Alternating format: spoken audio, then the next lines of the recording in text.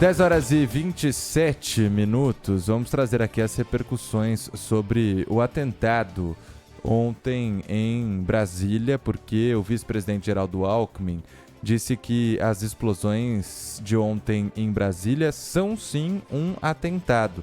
Ele que está representando o Brasil em Baku, no Azerbaijão, na cúpula da ONU sobre as mudanças climáticas, a COP29, afirmou que a gravidade do fato exige que as investigações sejam rápidas e rigorosas aqui no Brasil.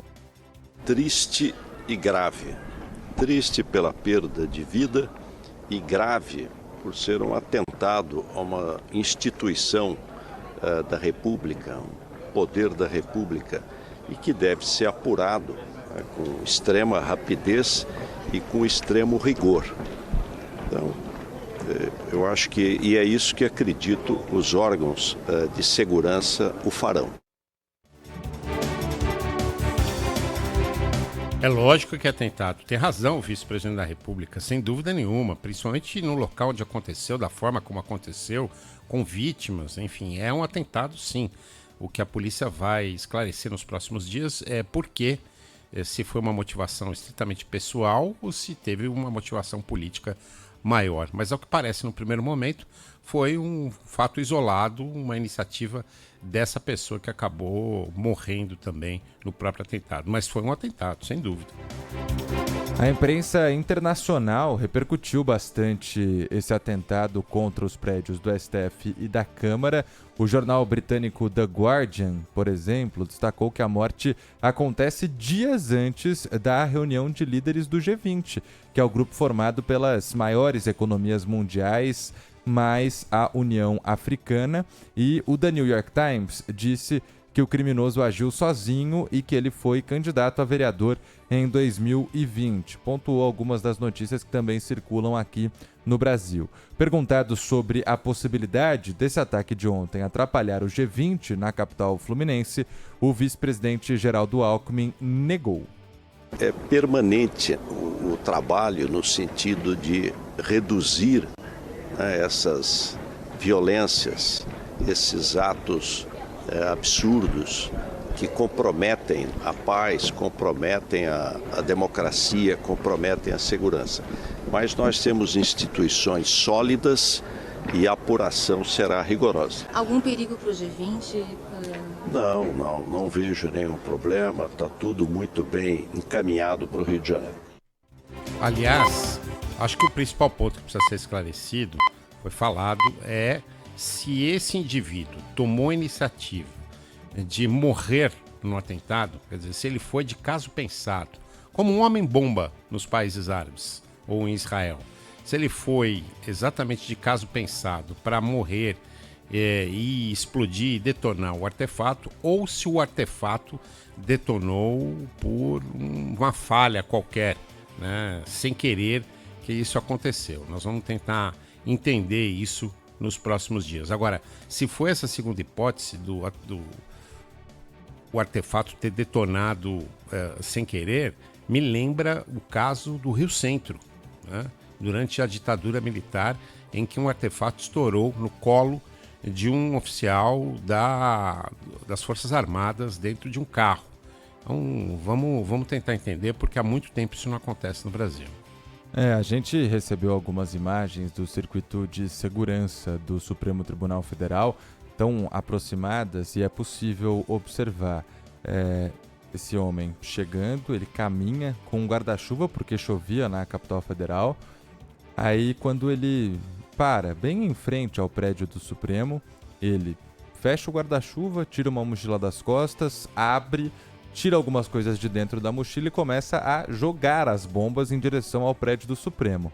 Nesse momento, os seguranças do STF começam a cercar ele e, claro que com medo das bombas que estavam sendo jogadas, ficam a uma certa distância. Quando, acho que a última bomba, imagino eu, está na mão dele, ele coloca essa bomba no chão, deita em cima e ela explode na região da cabeça. Então foi realmente, aparentemente, né, num primeiro momento, um atentado suicida. Esse atentado que reacendeu um alerta muito grande sobre a fragilidade. Será que a Praça dos Três Poderes é segura?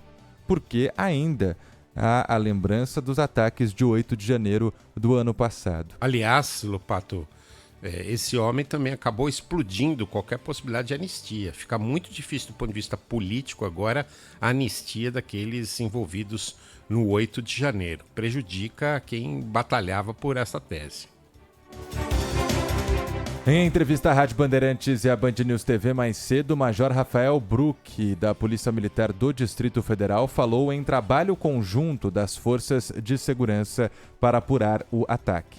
É importante que haja uma integração entre os órgãos, um compartilhamento de informação para que todas as polícias tenham a mesma informação e, no caso, a Polícia Militar também, para que no primeiro momento em que, ao receber essa informação, verificar qualquer situação suspeita que se enquadre naquela informação, possamos atuar de forma cirúrgica. E hoje, ali na região da Praça dos Três Poderes, a esplanada dos ministérios, cada um dos órgãos está decidindo o que fazer. No Congresso, por exemplo, as sessões estão suspensas, devem voltar só na semana que vem. O Supremo Tribunal Federal garantiu que vai funcionar hoje, com sessão dos ministros, mas com uma entrada restrita apenas às partes dos processos e à imprensa. Também, quem disse que vai funcionar é o Ministério da Gestão, que inclusive já encaminhou e-mail para todos os seus funcionários dizendo isso. E o TSE também. A ministra Carmen Lúcia, presidente da Corte Eleitoral, inclusive disse que é muito importante nesse dia após um atentado que todos trabalhem e funcionem em sua plena normalidade. O Brasil foi dormir preocupado.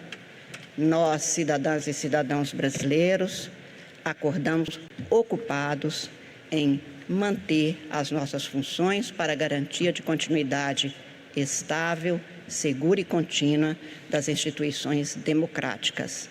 A nós, servidores, servidoras, especialmente da Justiça Constitucional e Eleitoral, compete dar continuidade às nossas funções para a preservação da necessária democracia brasileira, que não se abala diante de qualquer ato que possa eventualmente atentar ou buscar atentar contra pessoas, instituições ou funções democráticas, no sentido que algum vírus que adoeça pessoas, instituições até, ou qualquer forma de atuação, não comprometa, não contamine a saúde democrática das instituições no Brasil, da sociedade brasileira.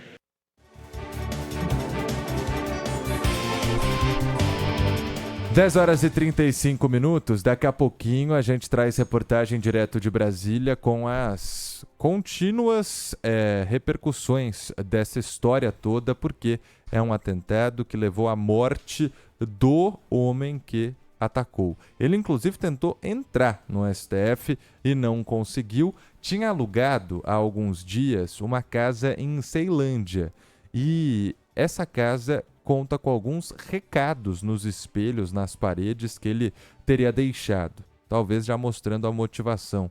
Vamos daqui a pouquinho para lá conversar com a nossa reportagem. Aliás, a gente ouviu durante o Jornal Gente entrevista com uma pessoa que conhecia essa vítima e também responsável pelo atentado, que dizia que, ao que parecia, aparentemente, essa pessoa não estava bem psicologicamente.